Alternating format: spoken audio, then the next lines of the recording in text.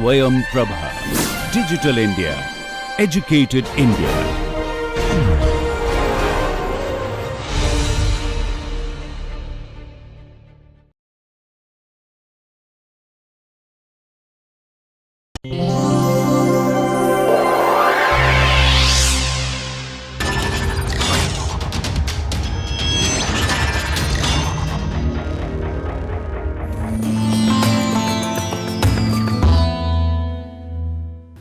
Okay, good morning again. What we are going to do today is build upon the last lecture when we found out that somehow this idea of drop size distribution, velocity distribution, and if I may even say temperature distribution, these are all now becoming relevant quantities.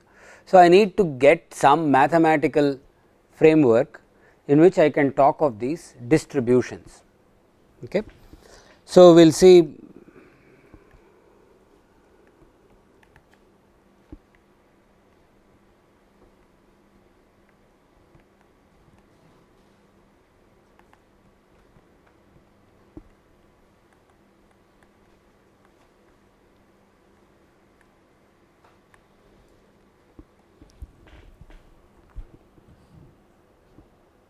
the whole idea of this framework is going to be that from knowing some information of all the drops that I have sampled thus far, okay, whether it is in a spatial sense or in a temporal sense, I have no idea what to expect from the next drop in a with 100% surety. Okay. So, if I sampled half the frame in the spatial sense and I am about to step into the second half, I have some estimates, but I cannot be 100% sure what to expect of the next drop I am going to sample. This is the idea that this is not deterministic, but I need some sort of a statistical measure because there is some sort of a stochasticity, there is some uncertainty. Okay. Now, we will probably about a third of the class later on we will see what are the possible sources of this uncertainty, but for now we will just say look, I do not know what the next drop is going to be. So, I need some statistical measures of these distributions. So, we are going to try and understand that those.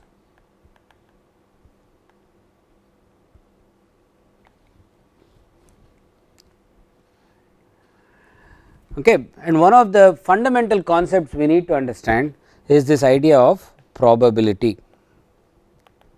Okay. We are going to go to high school probability for a moment and we will sort of try and see if we can build upon it. Okay. So, we will take our regular 6-sided die. So, I have a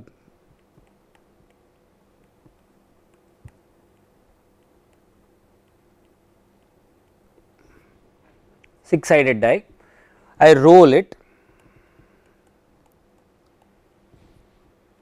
and I get an outcome.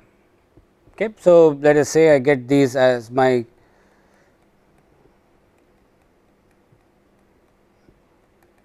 these are my outcomes.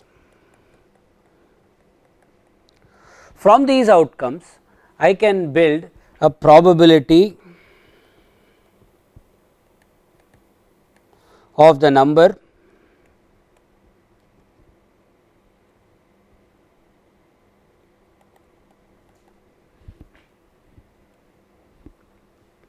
which is the number of times one occurred divided by the total number, or I will use subscripts to. This is fairly obvious. Okay. This is called a posteriori probability, that is I only can build this after I have done all these trials. Okay. But then you say that this die has not changed, the floor on which I am rolling has not changed. So, this can also become my a priori probability for the next roll. So, I can use this information to predict statistically, to predict what could be the outcome for the next roll. Okay. So, these are some simple high school concepts. What we want to do is see, so I have this probability of getting 1, 2 dot dot dot. If I have a perfectly fair die, I know that these are all going to be 1/6. If I have a loaded die, and let us say if I have this die and this bottom part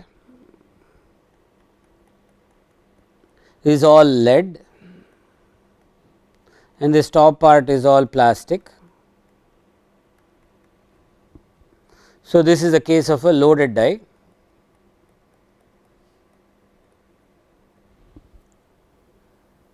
Then I am more likely to get the number 4 from the die roll than other numbers. That does not mean I will not get the other numbers at all, I will get, but I am more likely to get the number 4.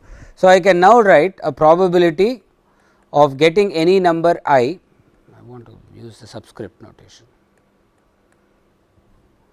as a function of I. So, the probability of 1, 2, 3, 4, 5, 6 whatever, there is some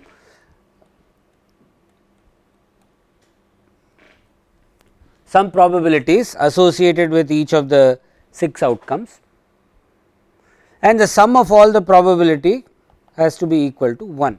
Okay, that is our basic high school understanding of probabilities, because there is no other outcome possible.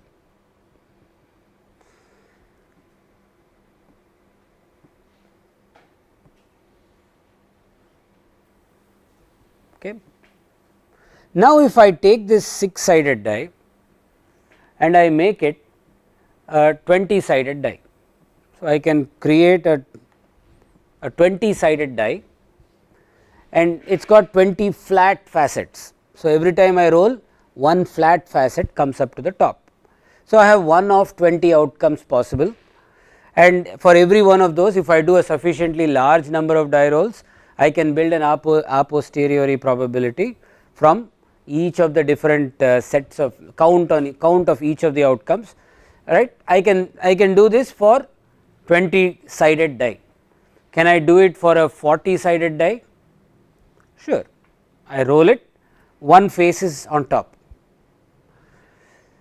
The only limitation, I can go from 6 to 8, 10, 20, 40, 100, I can keep going, as long as I do not get into the point where there are an infinitely many outcomes.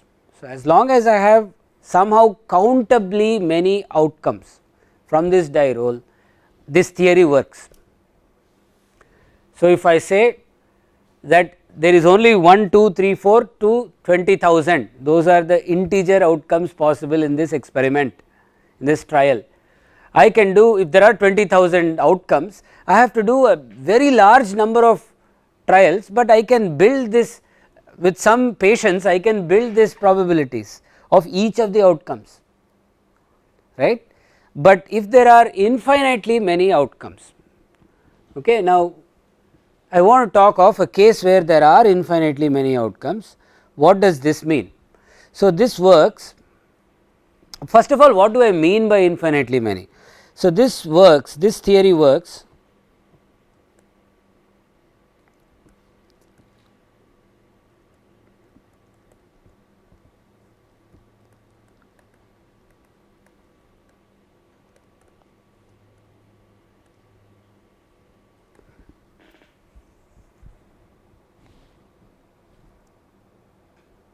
okay. I want to understand what the so what happens if this is violated?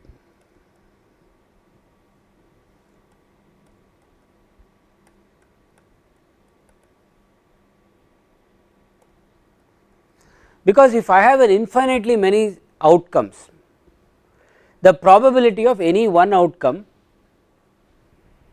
is nearly 0. Okay, we will take a simple example.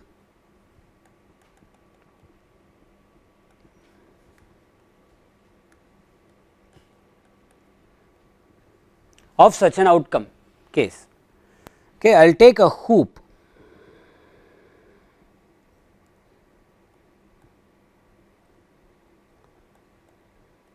So, instead of a die roll like we saw, we are going to now roll a hoop. A hoop is a round bangle kind of thing. So, I am going to mark it just like the dial on a clock. Okay. So, I am going to say this is 12 o'clock, this is 3 o'clock, this is 6 o'clock, and that is 9 o'clock. Okay, this is a hoop.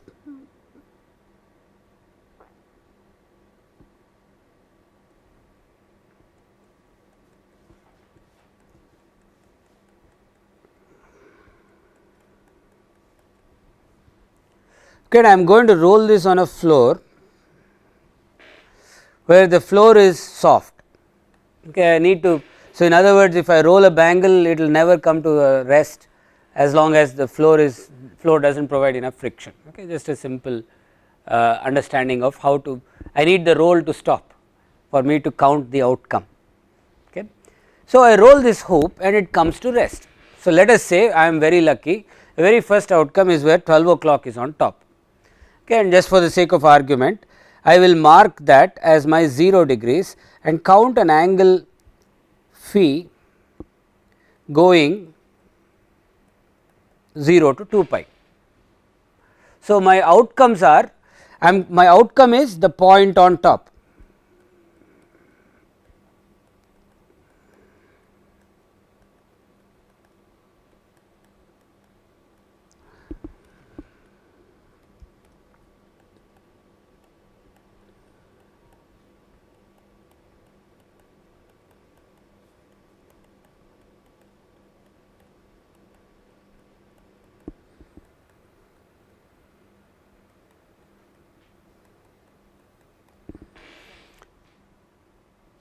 Okay, that is what I call the result of this trial.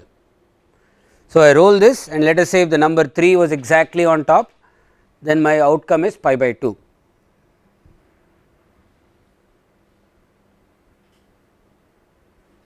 Okay.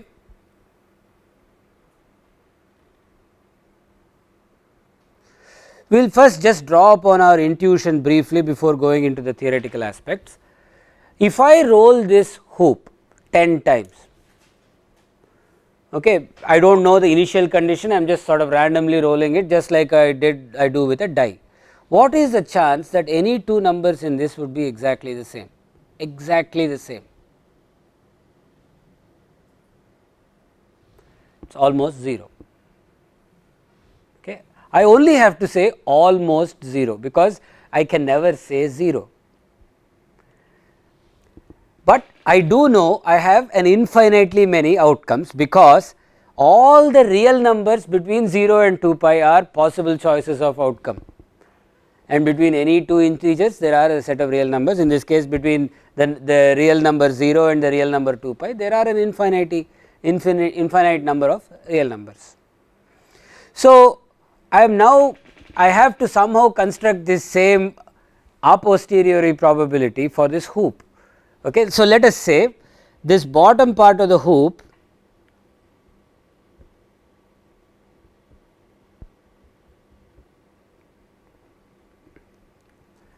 has got some lead in it.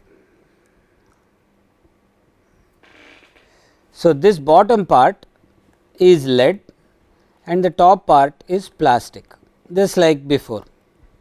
So, I have created a biased hoop. So, I will now go back.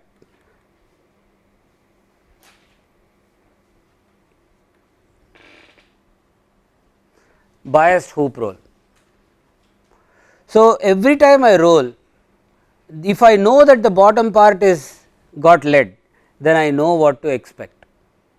See, but the idea of using statistical descriptions is that I actually do not know what part of the hoop has lead. Through my trials, I want to understand that.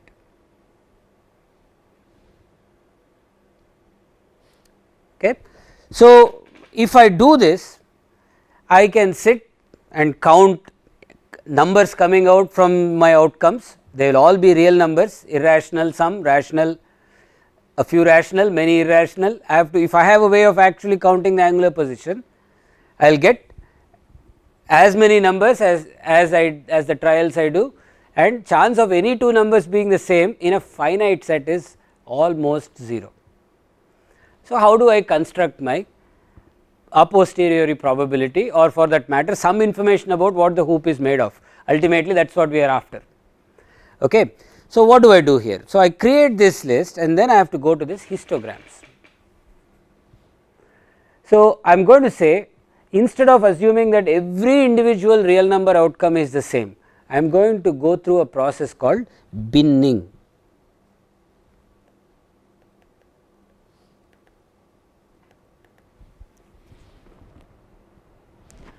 So, I am going to now say all outcomes from 0 to 30 degrees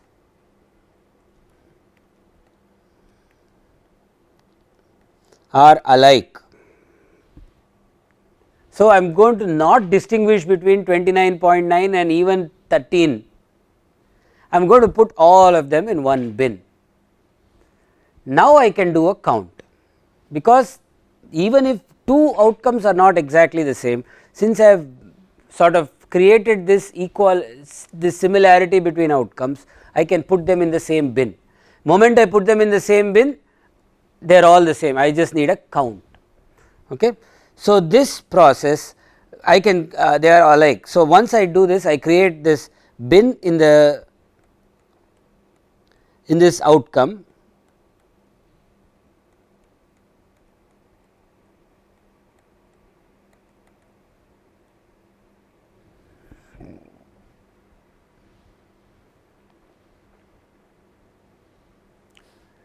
So, now I only have 12 bins. The way I have done this, the last bin is 330,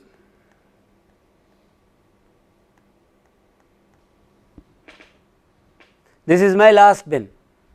So, I have 1, 2, 3. So, I have taken a hoop and created a 12 sided die. That is essentially what I have done. Okay. I can now go back to my old theory and find the probability of bin 1, probability of bin 2 dot dot dot, create the same histogram just like I did with the 6 sided die. Okay. Now, remember that these divisions are entirely artificial, the hoop does not have any distinguishing feature between 29.9 and 30.1, correct, but I have created that distinguishing feature by putting this line at 30 degrees. So, I have an obligation to check if this distinguishing feature that I have put in there has a consequence. So, in other words, if I do this and I find the probability of 1, probability of 2 dot dot dot, probability of 12. If I recreate a different set of probabilities following a different binning sequence, so this is I will say binning sequence 1. If I do it following a different way, where my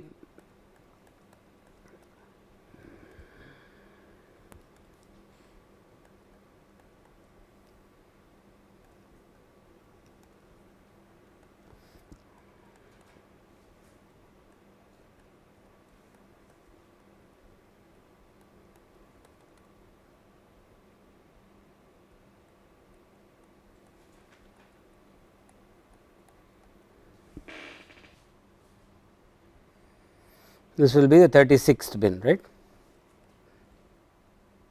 This is the 35th or 36th, I think it is the 36th. So, essentially I have now a P 1, P 2, I will call these primes just to distinguish between the other ones.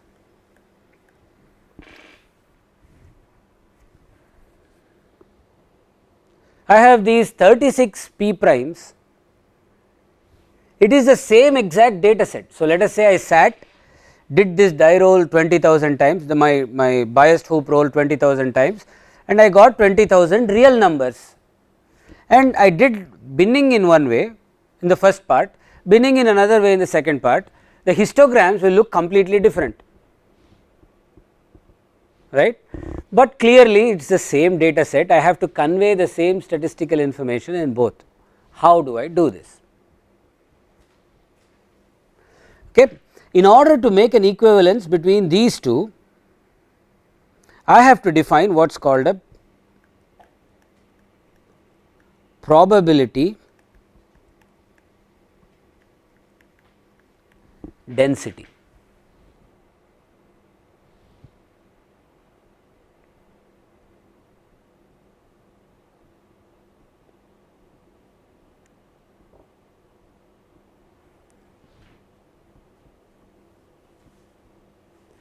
Okay. So, if I take this probability density, say for example, in the first case of in the first binning example, I take 3 of these bins here, I will write down the third one also just to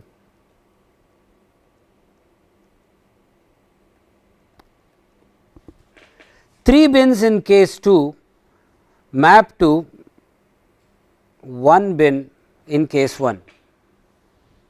So, all the count that goes into 3 individual bins in this case 2 map to only one bin in case 1. So, I can clearly say that the count in the 3 bins from 0 to 10, 10 to 20 and 20 to 30, each one individually will surely be less than the count in the 0 to 30, which also leads us to sort of an intuition that the wider I take the bin, the more count I am going to capture in that bin. The narrower I make the bin, the less count I am going to capture in that bin. So, if I did this 0 to 1, 1 to 2 degrees, the count in each bin for the same set of trials would be smaller. Okay. So, I have to have some way of finding not the probability or going beyond probability and finding a probability density around a given value. Okay. So, if I take, if P I is the probability of the ith bin,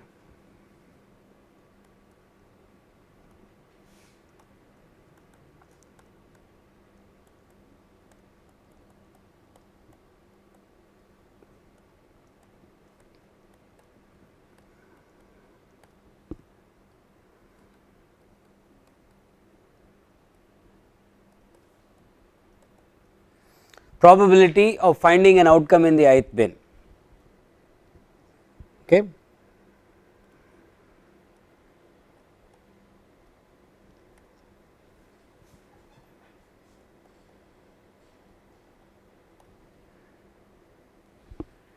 I can now define another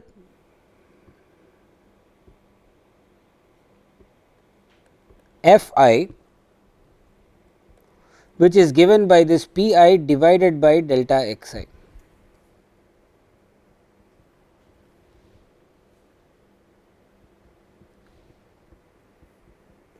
So, if I take all the range of outcomes, say 0 to 360 degrees or 2 pi, if I take one value x and if I take all the outcomes in a bin that is delta x wide around that,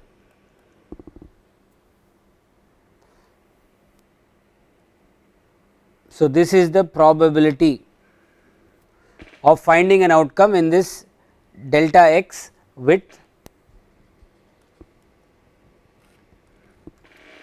Okay, I will call this P of x, because I now, depending on the value of x I choose, the probability could be different, because that is my idea of a biased hoop. If x is closer to the 12 o'clock position, P of x is going to be higher. Okay. So, if I take this P of x as the probability of finding a drop in a bin that is width delta x around the value x. So, P of x.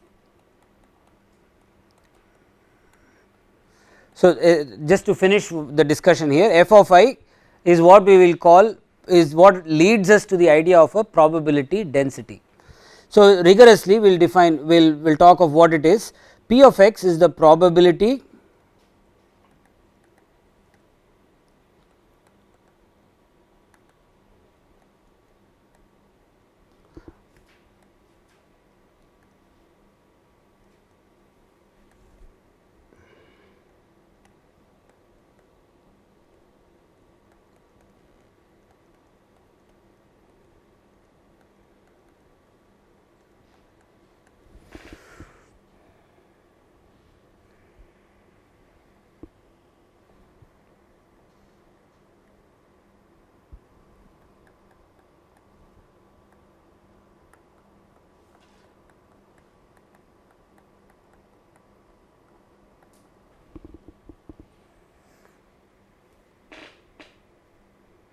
Okay, f of x is not equal to P of x divided by delta x, but really speaking it is the limit. So, I will rewrite that.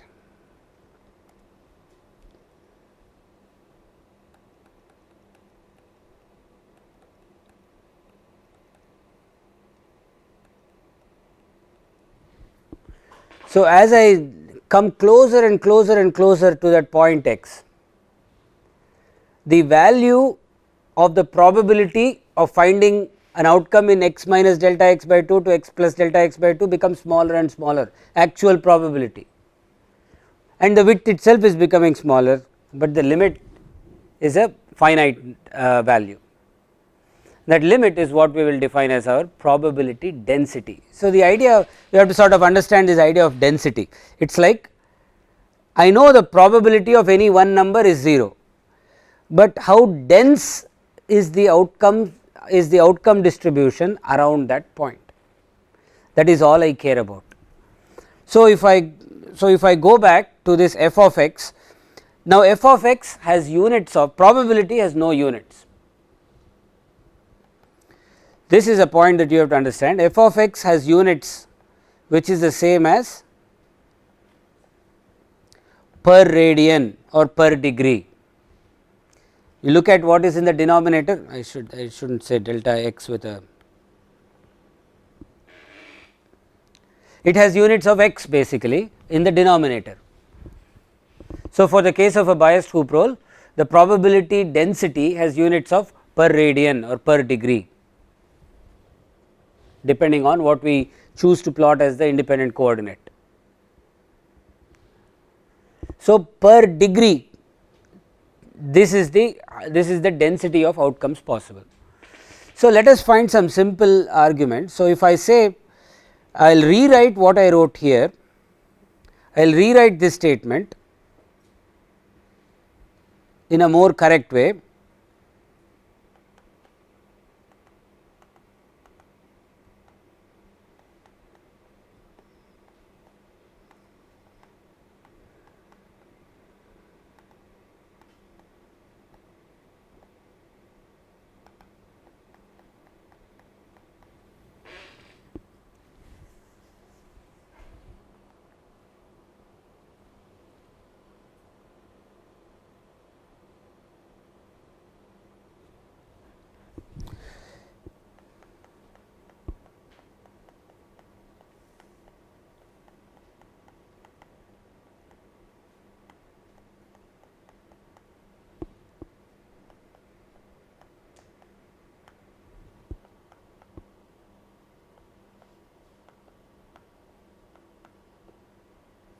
If f of x is a PDF, then f of x times dx is the probability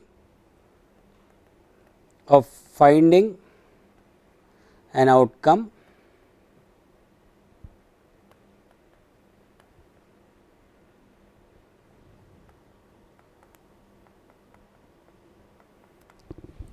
x plus dx.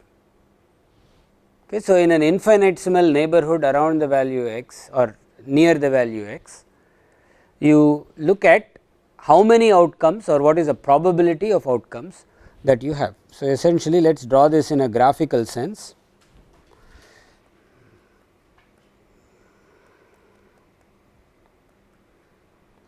So, if I have f of x is now a function, okay, so I have defined a probability density function. So, I can draw a graph of it, something like that, let us just say.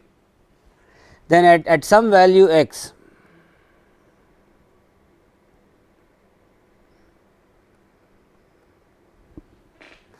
going from x to x plus dx, f of x dx, f of x is the value at that point, f of x dx is essentially the area of that infinitesimal strip. That infinitesimal strip, the area of that infinitesimal strip is the probability of finding probability density, a probability of finding a value in the limit x to x plus dx, in the range x to x plus dx.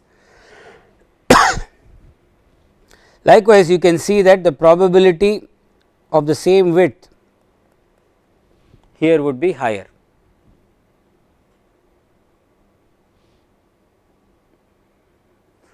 So, if I take all the range of values of my hoop going 0 to 360 degrees, the idea that no other outcome is possible other than values between 0 to 2 pi or 0 to 360 tells me that integral 0 to 2 pi f of x dx, sorry,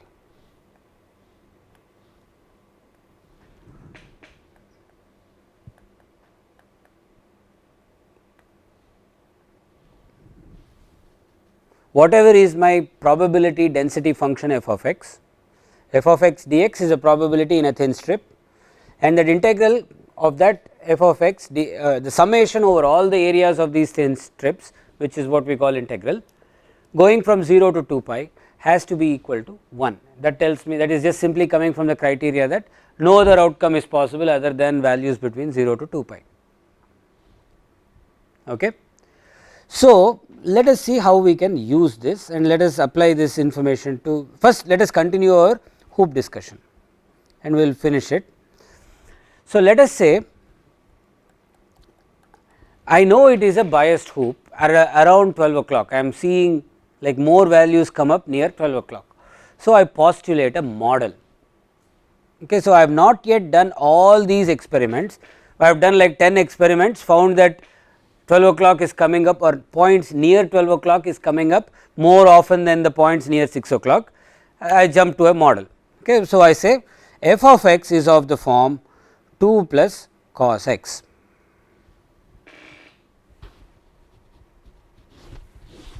So, if you go back, look at our definition of what I want to define a model for phi, not x, sorry.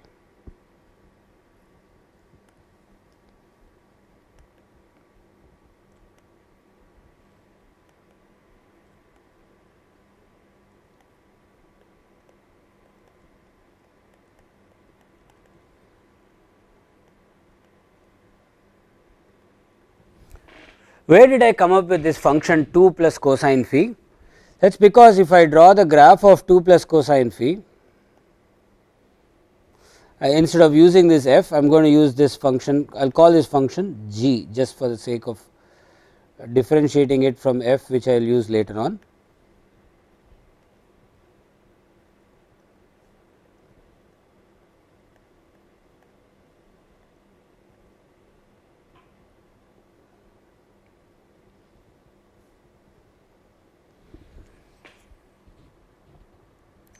This would be the graph of 2 plus cosine phi.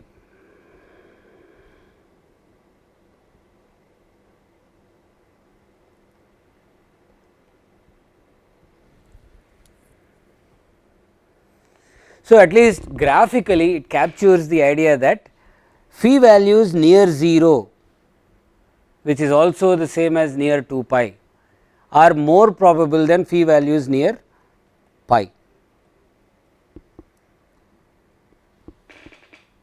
It sort of graphically captures that information, and I am happy to start with this model. Okay, what do I know from here on? Is g of phi a probability density function? No, not yet. All I have done is sort of postulated a function that seems to capture my imagination, that in itself does not make it a probability density function. You need to make sure that integral g of phi d phi gives you the area under the curve. So, if I do this for this case,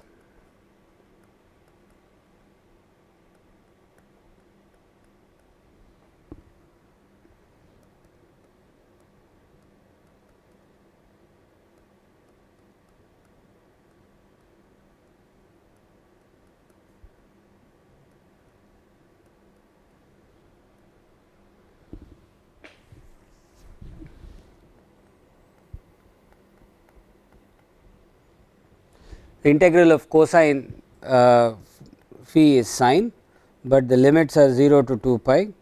So, that becomes 0. So, the value of this integral is 4 pi. So, the area under the curve g, the way I have drawn it, is 4 pi.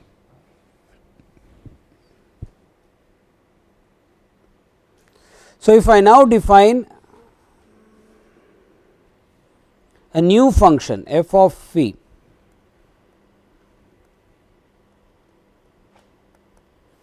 equals 1 over 4 pi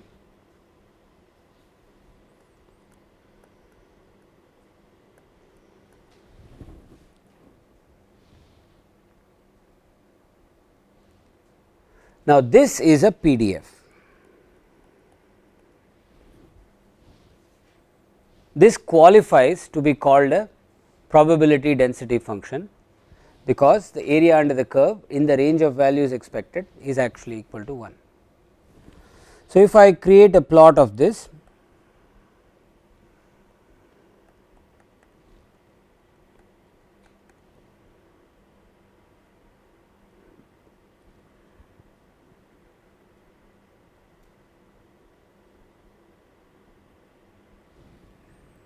the value of this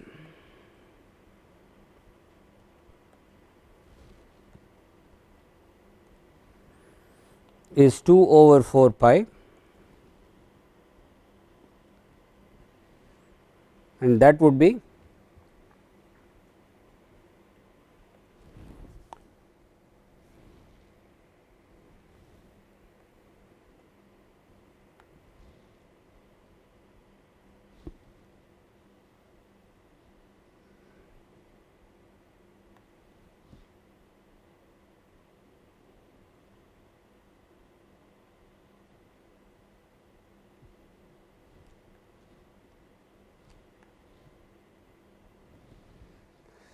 So, the value in the previous case also would be 3 for a maximum value for G, right. So, same here would be, you would go from a maximum probability density, the maximum probability density is 3 by 4 pi and the minimum probability density is 1 by 4 pi.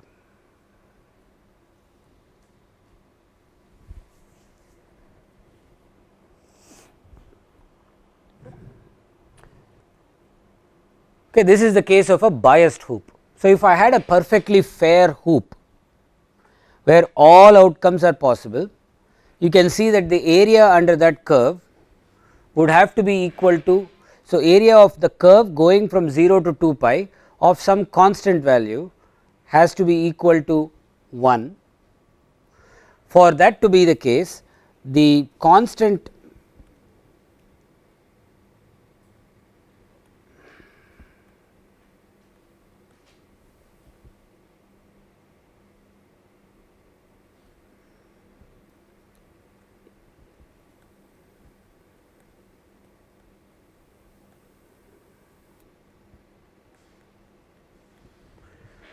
this would have to have a value 1 over, I am sorry, 2 over 2 pi, 2 over 4 pi or 1 over 2 pi. I want to write it as 2 over 4 pi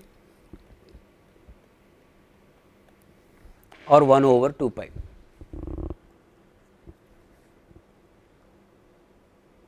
Okay, so, this idea of a probability density of the unbiased hoop is also a number, just like a probability of an unbiased die is a number, like probability of any outcome is 1 by 1 over 6. Probability density is also is a function, probability density function, but the function takes on a constant value equal to 1 over 2 pi. Okay. So, if I know, so I started to reconstruct this from some model, like I said, I have this model of a biased hoop that is biased towards the 12 o'clock comparison in comparison to the 6 o'clock, and this is where I ended up. If I want to start with just simply going through the process of doing multiple trials and then reconstructing these probabilities, what do I do?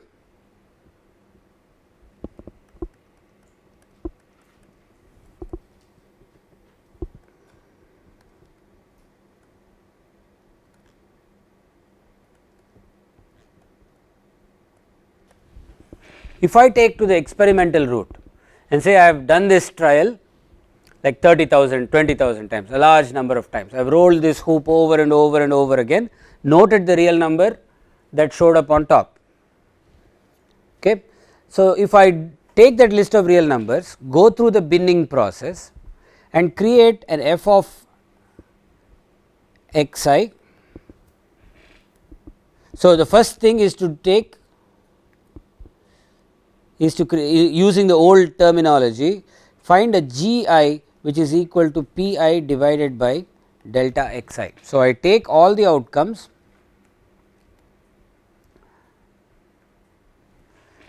find the set of outcomes that fall in a certain bin xi to xi plus delta xi.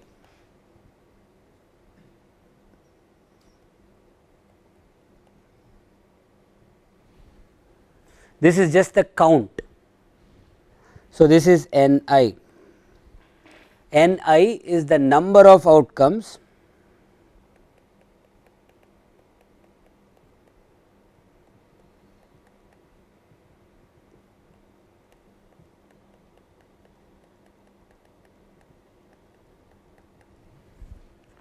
I want you to also note one difference between what I have just written and the very first version that I wrote of this divided by delta x thing, where delta x itself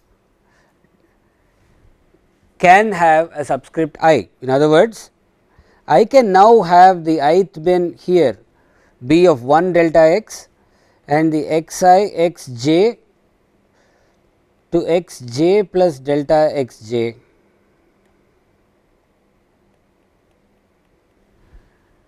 can be a different width. So, I now have a count n j associated with that jth bin. So, I am not restricted to somehow delta x being uniformly spaced, delta x being equal for all the values in this binning process. I can choose whatever bins I want and I can place the outcomes into these bins depending on the actual value of the outcome. Once I do this, Ni divided by the total number, which is essentially sigma Ni, gives me this number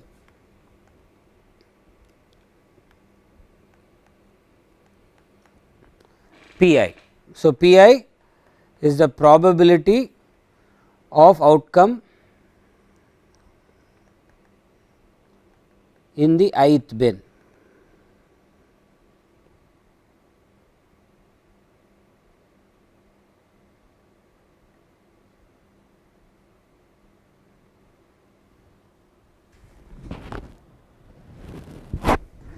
If I now define an Fi which is equal to this Pi divided by delta xi,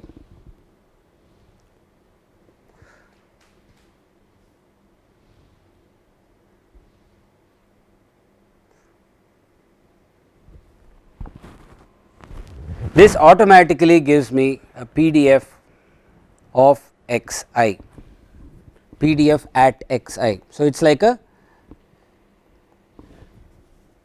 it is the value of the function at xi. So, if I had a model, see the problem with experiments is I only can compute these at discrete points of x. I can do this at some at value 0 degrees, 30 degrees, 60 degrees, etc. So, I take all the values in the range between, let us say 60 and 61, put them in the bin and then find the probability of values in the range 60 to 61. That gives me and divided by that 1 degree, that gives me a probability density. Okay. Now, so if I do this and I plot these values f of fi and xi. So, I will do this for the case of a die, where I am plotting this going 0 to 2 pi.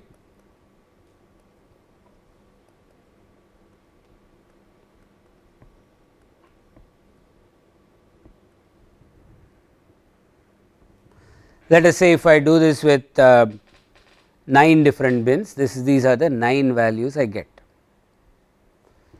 These are the actual values of f of I at each value of xi. So, at each value of phi I, so this is phi axis, at this value of phi I, this is the value of fi. Okay. How do I know that this is a PDF? Remember our condition that for probability density, the area under the curve has to be equal to 1, because we ensured by this definition of probability that the probabilities will add up to 1. The Pi is nothing but Fi delta xi, which is like the area of the strip around xi, that is of width delta xi. So, in the sense of a numerical integration, we have approximated the area to be equal to 1 as far as that as far within the accuracy of the binning. So, the smaller the delta xi values, the more accurately this number approaches the real probability density value. Okay. So, if I get these x's through some bin 1, remember our using 30-degree increments or some using 30-degree increments, I get these x symbols. If I do the same thing with the bin 2, which is 10-degree,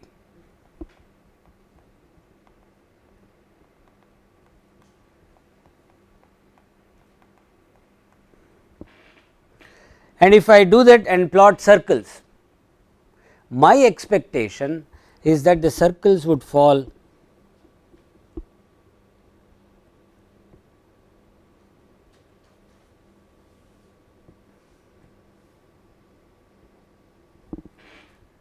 something like that. So, I have developed a better approximation of the actual function f of phi by taking finer bins, and as I go towards finer and finer increments of these bins, I recover a better and better approximation of the actual analytical function. But at that point, once I reach this point, I need to do a model, I need to find a model. So, like fit an equation or find a model from some dynamics and then come see how this data fits it. But our idea of PDF can be approached from both performing several trials and coming to a point where you can reconstruct this graph. This graph, which does not depend on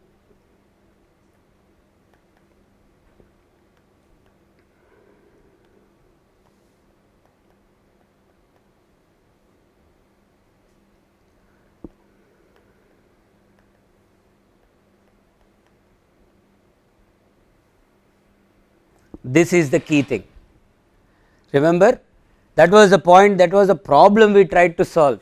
We had two different binning sequences that gave us two completely different set of probability numbers. How do I reconcile the two? By essentially figuring out this idea of probability density, and if you can plot the probability density at a given phi location phi I, which is Fi, whether you do it in one binning fashion or another binning fashion would only lead you towards the same answer. So, if I did this in 1 degree increments, just for the sake of argument, if I did this in 1 degree increments, but took 1 degree on either side of my chosen value of phi I. So, I go from 0.5 degrees to 1.5 degrees as the phi I for Fi to compute Fi at 1 degree and 1.5 to 2.5, etc., etc., or whether I do it in 1 degree increments going 0 to 1, 1 to 2, etc., they will give me exactly identically almost similarly the same answer. In other words, the bin width is the only parameter that determines how closely converged I am to the real value of the real probability density function. This is going starting with trials and trying to recover an analytical function if there is as though I have done an infinite number of bins. Okay, that is the delta x tending to 0. So, if I say take 30 degrees, take the probability from of finding an outcome from 25 to 35, 27 to 33, 29 to 31, and then come to smaller and smaller, compute f of i's, this will converge to one value at that point, if I have a sufficiently large number of trials to start with. That is the only problem. Okay. All right, let us quickly recap what we have done. We started with the idea of probability which is usually only valid for integer outcomes, and then develop this concept of probability density, which could be extended to real outcomes.